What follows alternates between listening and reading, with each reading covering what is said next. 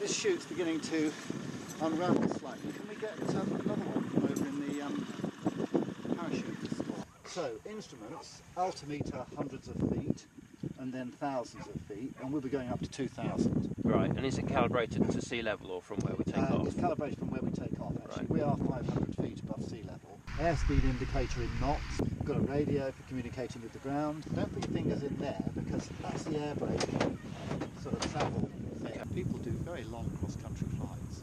Here to the Isle of Wight and back without landing. That's incredible. Here to the Welsh Mountains and back. Put it on like a rucksack. Take the left-hand one. Yep. Doesn't matter which one really. Take the left-hand one, put it behind the knee, and then connect it back up like that. Just making sure the pad is underneath.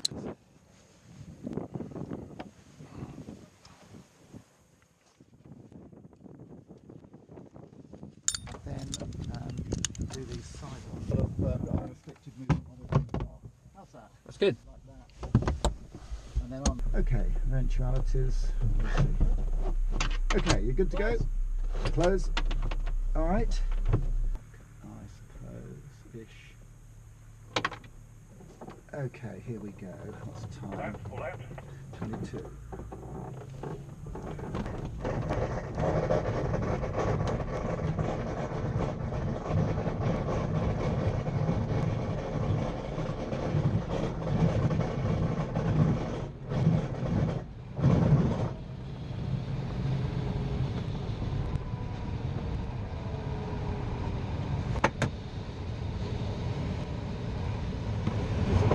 Bumpy over the road here, actually, over the boundary for some reason.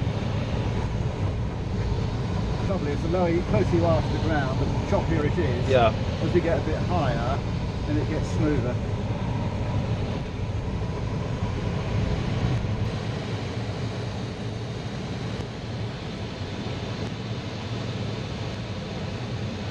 Airfield down there to the right.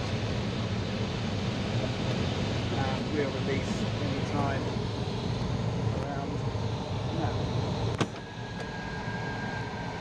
So does he have any warning that you're going to release? No, but he knows I'm going to release about 2,000 feet. Okay. So he expects me to release about that height, actually. But if you just keep your hand on the stick, Yeah. just to show you how sensitive it is, if I want to descend, if I just push it forward 2 or 3 mil like that, we start going down, and just pull it back the same amount. So you can see, now you've got the stick, you do the same. That's it. Oh wow, yeah. It is so... Really gentle. Yeah, so fine. So I'll take the stick back. Okay.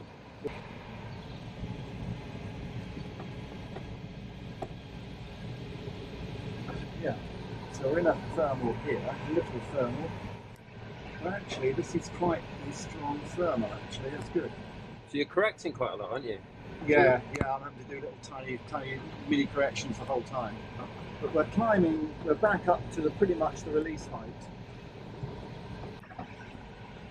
I didn't switch the electric variometer on, but you'll see from the top right instrument that we're actually going up at 400-600 feet a minute. Yeah, we're not far off what we were going up in the tow, isn't it? Yeah, yeah, that's right. Right above us at the moment. Yeah. Yeah, we'll just keep a close eye. So we're 2,300 now, so although we weigh half a tonne, we've been thrown up, and we started in this thermal at 1,700 feet.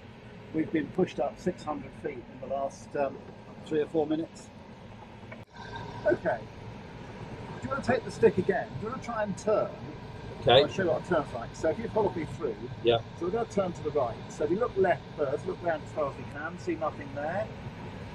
Look round to the right, see nothing there. Look ahead again. The wings are level because we're level with the horizon, parallel with the horizon. Yeah. So what we do, we look round to the right again, and I move the stick to the right and the rudder, and then bring the stick back to the centre and put a bit of back pressure in. And because we're banked, we're turning. And all I need to do now is just keep that like that. And I don't need to do anything else. It will just keep turning as long as, you know, as long as we want it to, really. I'll have to switch on the electric variometer next time.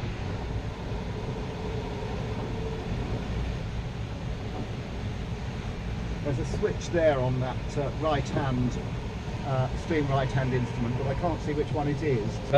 There's a switch climb and cruise, and there's another one unlabelled next to it, to its Yeah, try right. switching one of those, see what happens. See if we get any sound. Nothing. No, I'll switch it back off. No, don't worry then. Okay. Tell you what, let's drift over to... Do you want to fly a bit more? Yes. Okay, that'd be put nice. your hand and feet on the rudders. You won't need much rudder input. So if you steer us to the right a bit towards Dunstable, so a bit of right rudder, a little bit of right stick, that's it. And as we come round, and then just take that bank off, fly level now. So left hard left with the stick, that's it. When you've rolled level, take the back pressure off the stick, otherwise the nose will come up. And just fly us along about 45 knots towards Dunstable.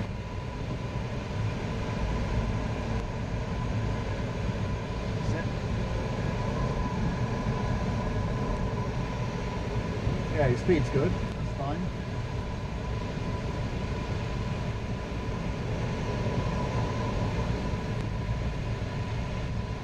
Yeah, plenty of lift here. Quite stable, isn't it? Feels stable. Yeah. So am I overcorrecting then? Is Yeah, that... probably. Actually, yeah, everyone does it to start with. Yeah, just keep the wings level, and I always keep the stick slightly against the knee so it can't go anywhere. That's it. And then you've just effectively locked it slightly. That's better. Then just slightly faster, but you're okay really, but maybe just a little bit faster. So what happens if you keep the stick neutral in the middle and use the rudders? Well, I'll show you. Just Okay. let go a minute. Okay. Okay, so we'll do that. We'll keep the stick in the middle. If I just use the rudder, what will happen is we won't actually turn. We'll just go in the same direction, but we'll go slightly sideways, like this. Oh, okay. So you can So you're actually just going the same direction as you were before, but going Skidding, sideways. essentially. Yeah. So you're slipping through the air, so it's not an efficient way to fly. So principally you use the aileron to do the turning, because that gives you the bank that you need to turn, but you need to use the rudder as well to avoid it slipping sideways through the air. You see the bit of wool on the front of the cockpit? Yeah, that's the Right. so If I turn without using the rudder, that's what happens. You see we're skidding through the air. Yeah. If I use the rudder though, Goes- it brings that wool round to fly, be going straight back, so we know the airflow is coming directly over us. something delightfully low tech about that. Yeah, It's it is. the great, they're All just so gliders- simple. I tell you what, all gliders have those. Yeah. All the brakes.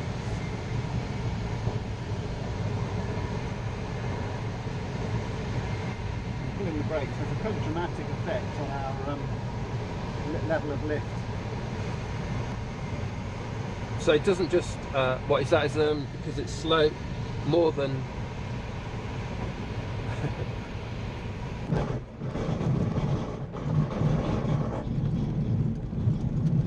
So again,